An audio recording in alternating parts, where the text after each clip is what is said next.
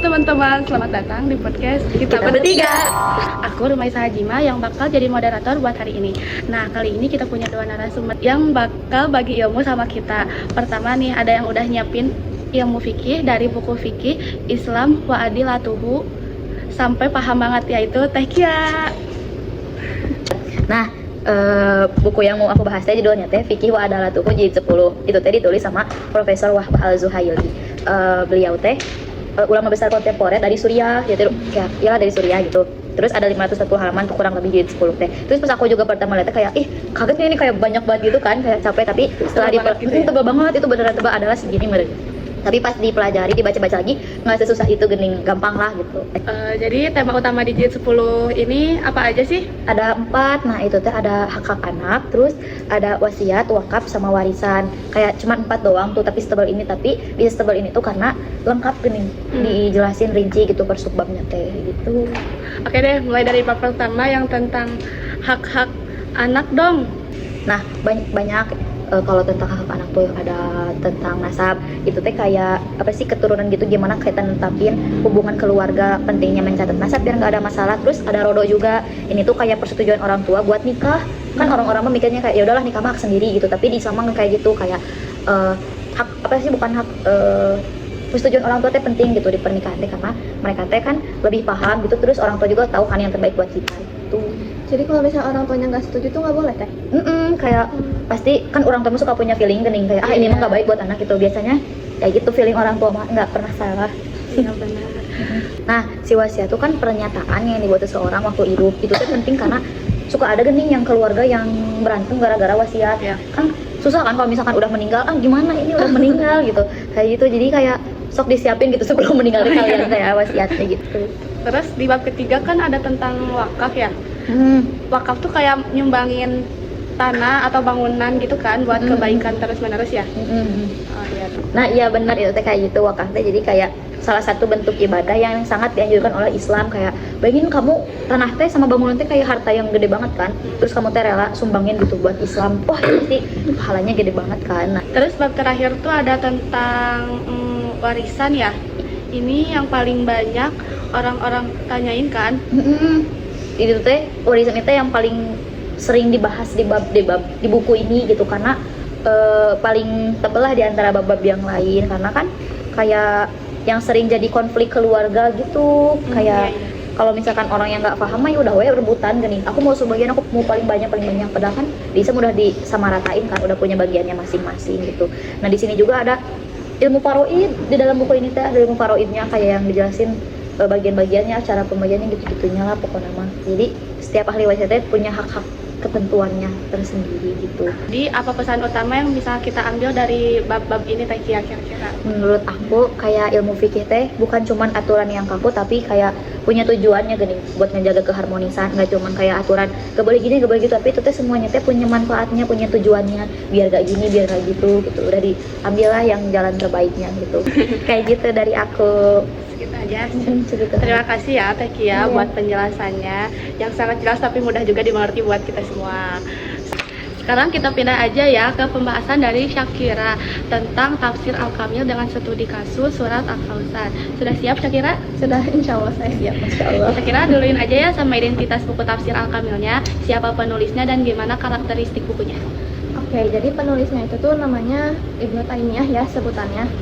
Beliau tuh salah satu ulama besar di abad ke-13, udah lama banget. Nama lengkapnya tuh, maaf ya, Taqiyuddin Abu Al-Abbas Ahmad bin Abdul Halim bin Abdul Salam bin Taimiyah Al-Harani. Lahir di tahun 1263 di Haran, yang sekarang menjadi bagian Turki. Wafat tahun 1328 di Damaskus, Suriah. Kali ini kita bakal fokus ke surat Al-Kautsar kan ya? Iya. Ceritain dulu dong, mulai dari identitas surat ini dulu. Oke, Al-Kautsar itu kan surat yang paling pendek ya, cuma 3 ayat. Dan ini tuh surat ke-108, turunnya di Mekah. Walaupun pendek, tapi isinya tuh dalam banget ya. Ngena banget. Ngena banget. Ngena banget tuh. Ngena itu. Jadi ada apa ya? Ada ceritanya kenapa surat ini tuh turun. Ini asbabun nuzulnya ya. Ceritanya tuh Nabi Muhammad tuh dulu punya anak namanya Ibrahim dari istrinya yang namanya Maria Al-Qibtiyah. Nabi itu sayang banget sama Ibrahim, tapi sayangnya Ibrahim itu meninggal di usianya baru 18 bulan teh. Makanya orang-orang Quraisy tuh ngejek Nabi, nyebutnya Abtar. Jadi kayak apa sih, terputus gitu keturunannya.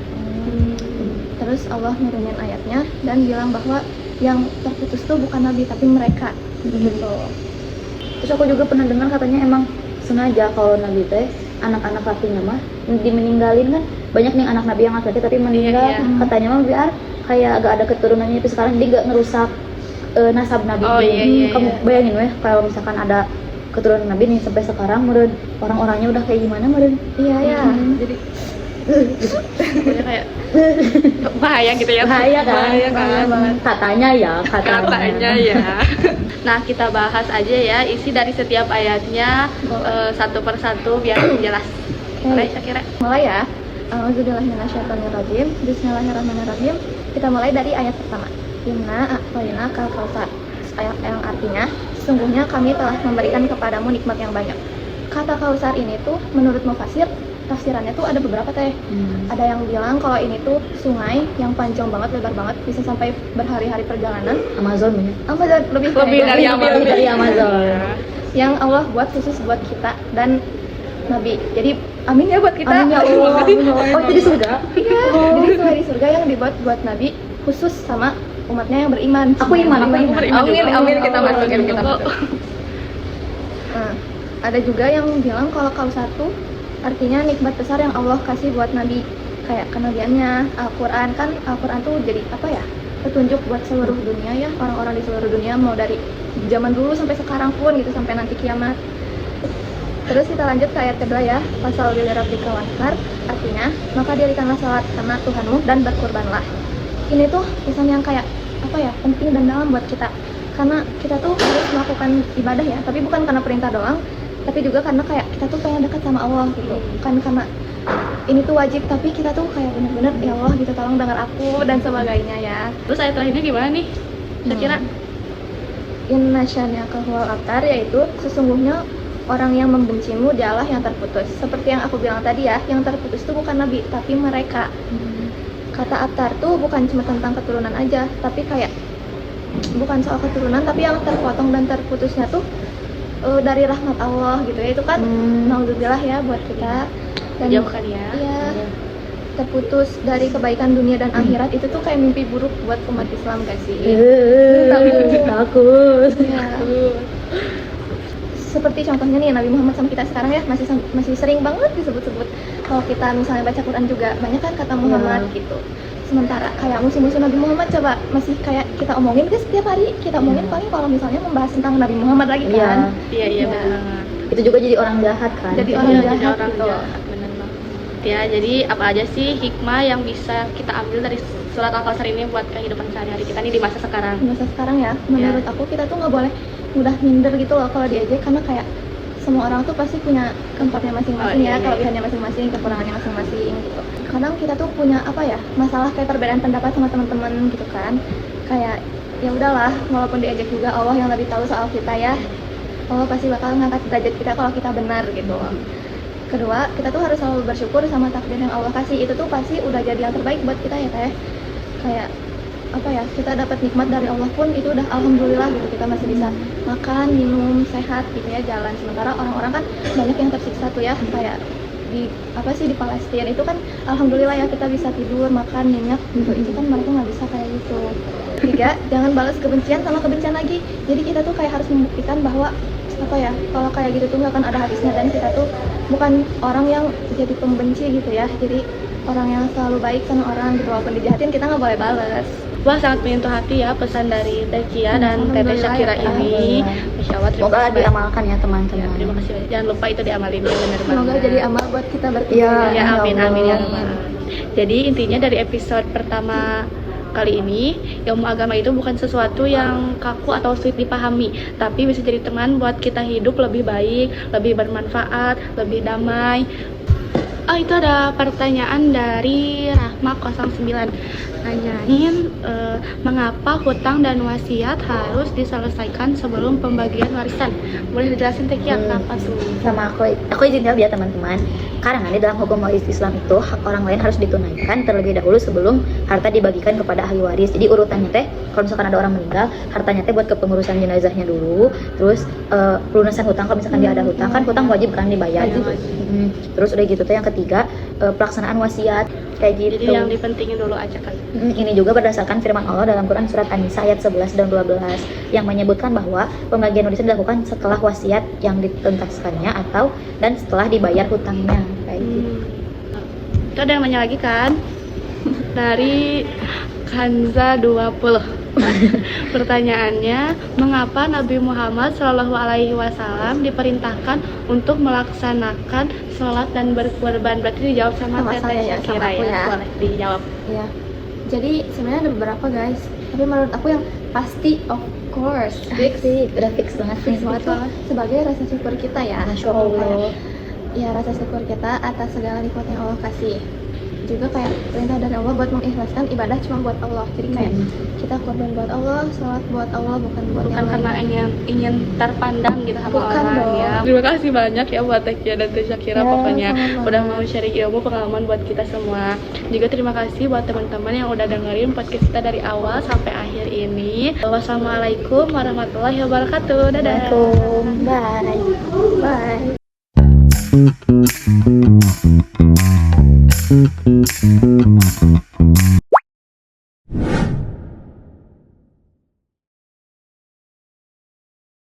Setelah mempelajari kitab fikih Wa'adalatuhu dan tafsir Al-Kamil pada surah Al-Kautsar, saya memahami bahwa setiap hukum dalam Islam memiliki dasar dalil yang jelas serta mengajarkan kita untuk menjalankan ibadah dengan benar. Dari surah Al-Kautsar, saya juga belajar bahwa nikmat Allah sangat banyak sehingga kita harus selalu bersyukur, melaksanakan sholat dan beribadah dengan ikhlas kepada Allah. Pembelajaran ini membuat saya ingin lebih memperbaiki ibadah dan mengamalkan ilmu yang telah dipelajari dalam kehidupan sehari-hari.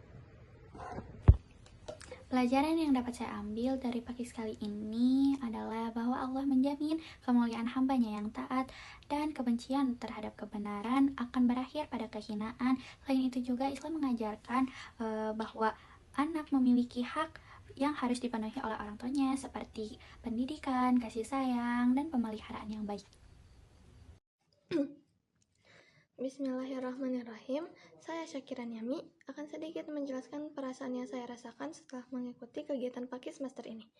Pertama, saya lebih memahami tafsir Al-Kautsar berdasarkan kitab tafsir Al-Kamil. Kedua, juga memahami materi dari kitab fikih Islam Wa'adilatuhu. Ketiga, saya menambah banyak wawasan dan banyak saudara. Terima kasih. Yang aku rasain setelah mengikuti pakis semester ini, aku jadi tahu tafsir surat Al-Kautsar dari kitab tafsir Al-Kamil. Yang kedua, aku juga jadi tahu kalau fikih itu bukan cuma aturan yang kaku, tapi punya tujuan untuk jaga keharmonisan keluarga dan juga masyarakat. Aturan tentang hak-hak anak, wakaf, wasiat, dan warisan, itu semua dibuat supaya nggak ada yang merasa dirugikan dan juga bisa hidup dengan rasa tanggung jawab sama diri sendiri dan juga orang lain. Jadi selama pakis minggu ini aku banyak belajar dari kitab yang aku bedah, yaitu kitab fikih Wa'adilatuhu sama tafsir Al-Kamil. Aku jadi lebih memahami bahwa ajaran Islam tidak hanya belajar tentang beribadah saja, tetapi juga tentang aturan hidup yang berdasar kepada Al-Quran dan hadis. Dari kitab fikih Islam Wa'adilatuhu, aku juga belajar hukum-hukum Islam dan cara menerapkannya di kehidupan sehari-hari. Sedangkan dari kitab tafsir Al-Kamil, aku lebih memahami makna-makna ayat Al-Quran dengan lebih jelas. Setelah belajar dari kedua kitab ini, aku ingin berusaha menjalankan ajaran Islam dengan lebih baik dalam kehidupan sehari-hari.